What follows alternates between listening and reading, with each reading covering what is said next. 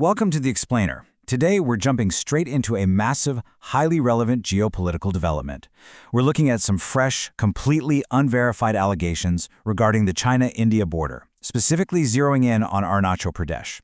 If you follow international relations, you already know this region is a total hotspot for strategic analysis. Well, recently, some new claims and photographs have surfaced that have put the spotlight squarely back on this mountainous terrain. And it all boils down to one burning question that's been circulating in recent reports. Has China occupied ancestral lands in Arunachal Pradesh? More specifically, these claims revolve around the Taksing sector. This is a super complex situation.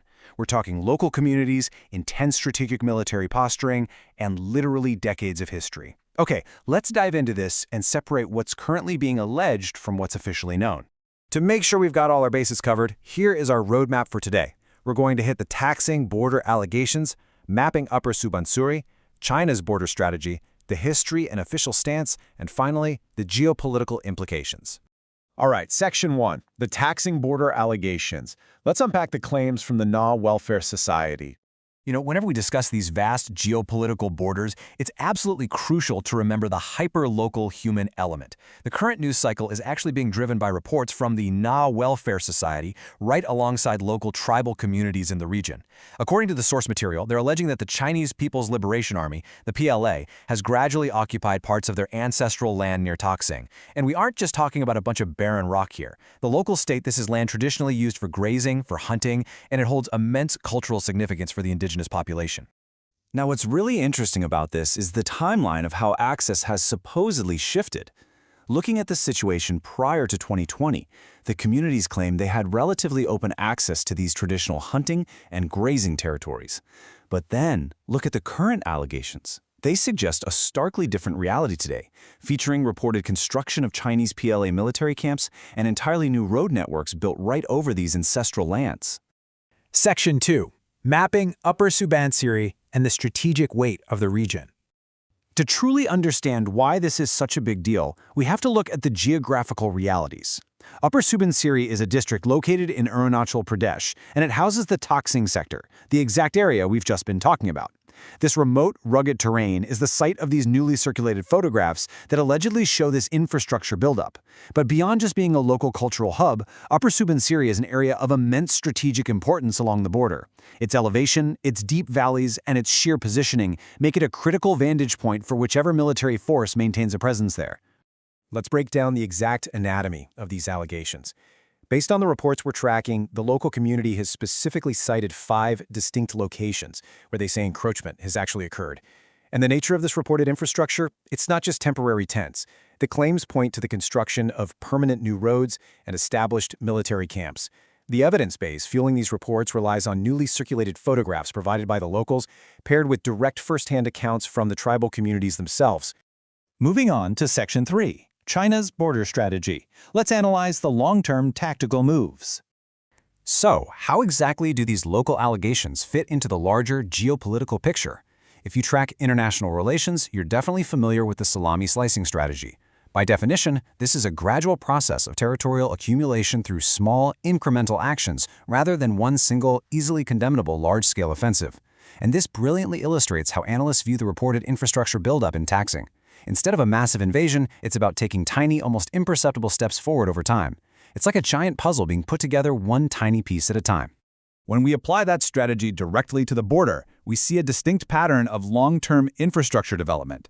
It involves the gradual establishment of military camps, the quiet construction of border roads, and sometimes even the building of entire border villages. The ultimate goal of all these moves is the incremental shifting of access boundaries. Basically, by the time the shift is noticed, the infrastructure is already cemented in place, making the new boundary a physical reality on the ground. Section 4. History and official stance. It's time to contextualize the reality on the ground. To ground these fresh allegations in historical precedent, let's take a quick look at the timeline. The fundamental historical context for all of this was set way back in the 1962 Sino-Indian War. That conflict left deep strategic scars and, crucially, unresolved border demarcations. Fast forward to the year 2020, this is when locals allege the shift in their access to ancestral lands began to noticeably degrade. And that brings us right up to 2026, where the Na Welfare Society has raised these fresh, highly publicized allegations of PLA occupation.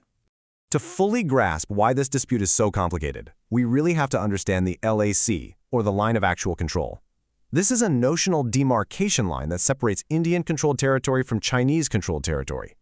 I really want you to focus on the word notional here. This is not a universally agreed-upon, heavily demarcated international border in many places. Because the exact perception of the LAC varies wildly between the two nations, it creates a massive gray area. And in that gray area, patrols overlap and disputes frequently ignite. So, the crucial point here is understanding the gap between what is being reported on the ground and what is actually officially recognized. On one side, we have the local claims, a gradual PLA occupation across those 5 locations, complete with new infrastructure being built. But on the flip side, we have the official Government of India stance.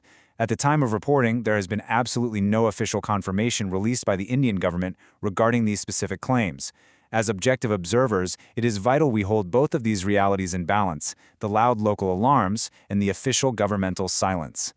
And finally, Section 5, the geopolitical implications, the big picture for the eastern sector. You might be wondering, why does a dispute over hunting and grazing land in a remote mountain sector matter to the rest of the world? Well, these claims out of Taksing represent a potential escalation in the intense border infrastructure competition between 2 nuclear-armed neighbors.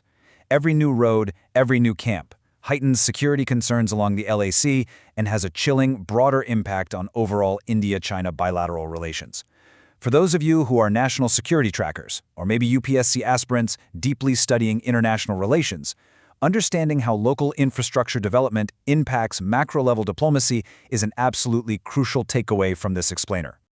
As concrete and asphalt slowly reshape the notional lines of the LAC, we are left to wonder, what is the actual future of India-China border security? If borders are defined not by treaties but by who builds the first road, how does diplomacy keep up? It's a highly complex, constantly evolving situation that we'll be monitoring very closely. Thank you for joining me for this explainer. Keep asking those big questions, and I'll catch you next time.